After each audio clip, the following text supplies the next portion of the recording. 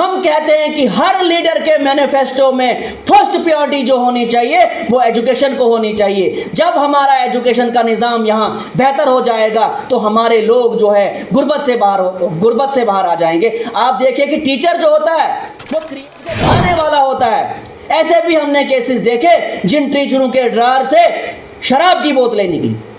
ये बहुत ही अनफॉर्चुनेट है। इसलिए हमारी सरकार से रिक्वेस्ट रहेगी, मोतबाना रिक्वेस्ट रहेगी कि uniform transfer policy should be adopt and definitely education system will be. सबसे पहले जितनी भी हमारी मीडिया फेडर्निटी है इनका शुक्रिया अदा करते हैं हम, क्योंकि वक्तन फ़ौक्तन जब भी हम इनको बुलाते हैं ये हमारी बात को एडमिनिस्ट्रेशन तक और सरकार तक पहुंचाते हैं।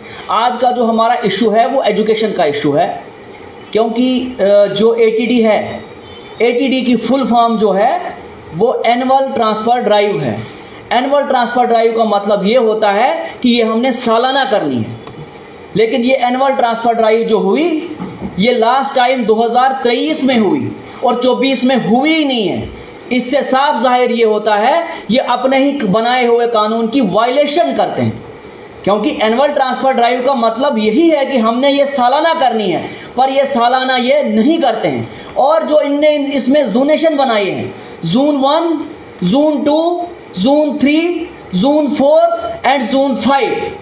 अब ये जो जोनेशन इनने बनाई है, इन्होंने डोडा सिटी जो हमारी है इनने इसको जोन 1 में रखा हुआ है। अच्छी बात है, जोन 1 में होना भी चाहिए ये। अब इनने जो भद्रवा सिटी जो हमारी है, जो म्यूनसिपैलिटी हमारी वो जोन 3 में है।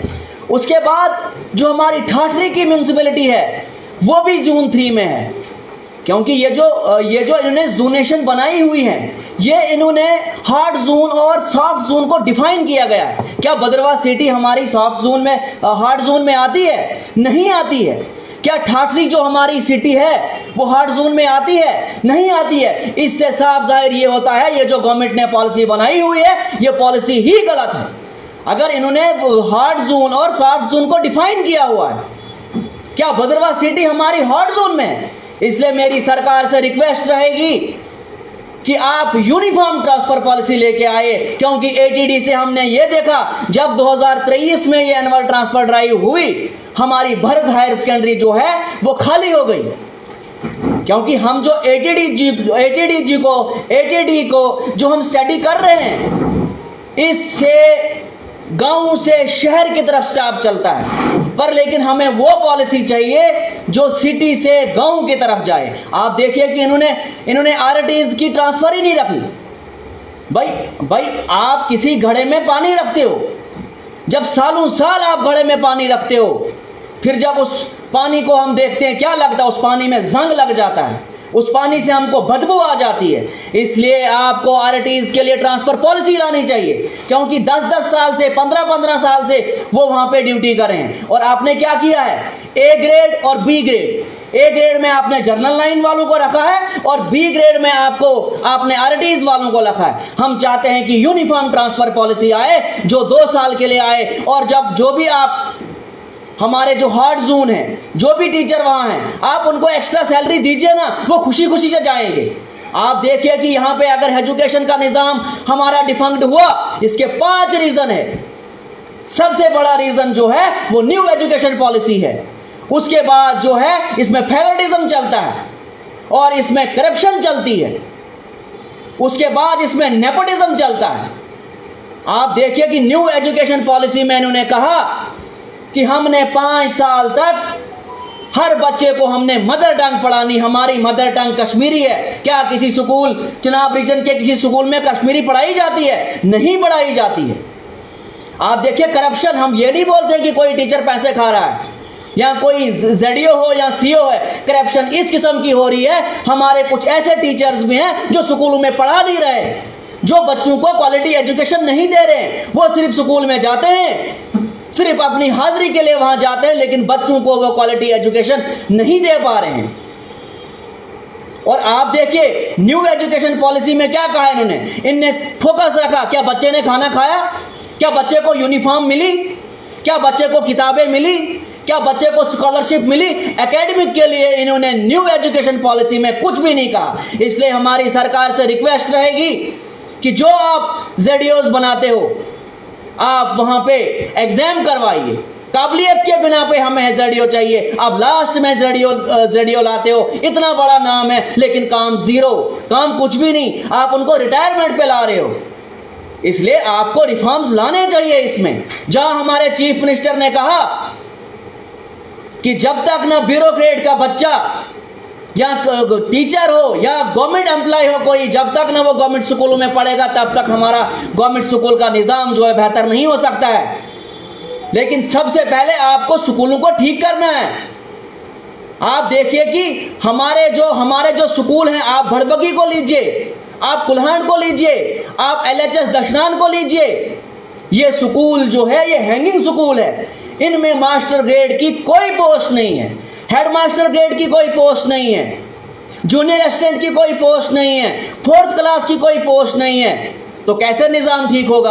आप इनको करिए ना, फुल फ्लैज बनाइए ना आप इनको, क्योंकि पूरे स्टेट में ये 210 स्कूल है और हमारे डिस्ट्रिक्ट में भी 8-10 स्कूल है। इनको सरकार ने नाम रखा है हैंगिंग स्कूल, लेकिन हम इनको बोलते हैं हैंडीकैप स्कूल, क्योंकि जब आपके पास हेडमास्टर की पोस्ट ही नहीं है, जब आपके पास मास्टर ग्रेड की कोई पोस्टें नहीं है, हाई स्कूल में 5 मास्टर ग्रेड पोस्टें होती है और वहां पे है ही नहीं कोई पोस्ट। इसलिए सरकार से मेरी रिक्वेस्ट रहेगी कि आप इसमें यूनिफॉर्म ट्रांसफर पॉलिसी लाइए।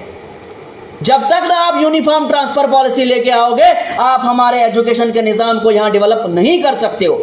आप देखिए कि हमारा खनकोट का स्कूल है, वहां पे हेडमास्टर नहीं है। आप देखिए कि हमारा उगाद है, वहां फीमेल टीचर नहीं है। हमारा खनकोट का स्कूल है, वहां पे फीमेल टीचर नहीं है। मलवना में हेडमास्टर नहीं है। आप देखिए कि हमारा हाई स्कूल त्रेंकल है, बुलाक कहरा में और जून बटियास में जनाब एक कमरे में वहां हाई स्कूल चलता है। तो कैसे निज़ाम बेहतर होगा? अगर वहां पे कॉन्ट्रैक्टर ने काम किया, जो बिल्डिंग वहां बन रही थी, अगर कॉन्ट्रैक्टर ने वहां पे काम किया, बाद में जो लैंड ओनर था उसने उसको ताला लगा दिया हुआ, क्या सरकार की रिस्पांसिबिलिटी नहीं बनती है उस लैंड ओनर से बात करे जाके? आप कंपनसेशन दीजिए ना।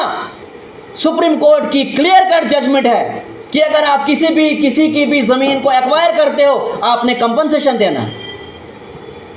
अगर यहां पे रेट क्या है, 3 लाख रुपए रेट है एक कनाल का, 6 लाख रुपए आप देने हैं 2 कनाल जमीन आपने खरीदनी है और हमारे बच्चों को अच्छी एजुकेशन मिलेगी। अब इनका हाई स्कूल जो है एक कमरे में चलता है। तो कैसे निज़ाम बेहतर हो गया?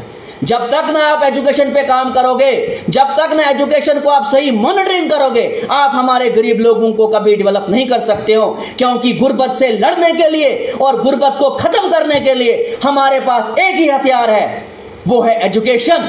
जब तक ना आप एजुकेशन पे काम करोगे, आप हमारे गरीब लोगों को कभी भी डेवलप नहीं कर सकते हो। आप देखिए कि अगर आपने PSC को लेक्चरर्स की पोस्टें रेफर की, आप क्यों नहीं एग्जाम करवा रहे हो? आपको एग्जाम करवाना चाहिए और आपको इमीडिएट रिक्रूटमेंट का प्रोसेस स्टार्ट करना चाहिए। अगर आपके पास मैन पावर की कमी है, आप क्यों नहीं रिक्रूटमेंट कर रहे हो? हमारे इतने पढ़े लिखे लोग हैं जो PhD करके हैं, जो MPhil करके हैं, जो MA करके हैं, वो वेट कर रहे हैं कब रिक्रूटमेंट का प्रोसेस स्टार्ट हो जाएगा। लेकिन सरकारें ये बोलती हैं कि जब तक ना ब्यूरोक्रेट का बच्चा गवर्नमेंट स्कूल में जाएगा तब तक गवर्नमेंट स्कूल ठीक नहीं हो सकता। अच्छी बात है, होना चाहिए, पर हर गवर्नमेंट एम्प्लॉय का बच्चा प्राइवेट स्कूल में होना चाहिए। लेकिन पहले आप स्कूलों को तो ठीक करो। जब आप स्कूलों को ठीक नहीं करोगे तो कैसे निज़ाम बेहतर होगा? आप देखिए कि हमारा हाई स्कूल उगाद, वहां पे NFC टीचर नहीं है।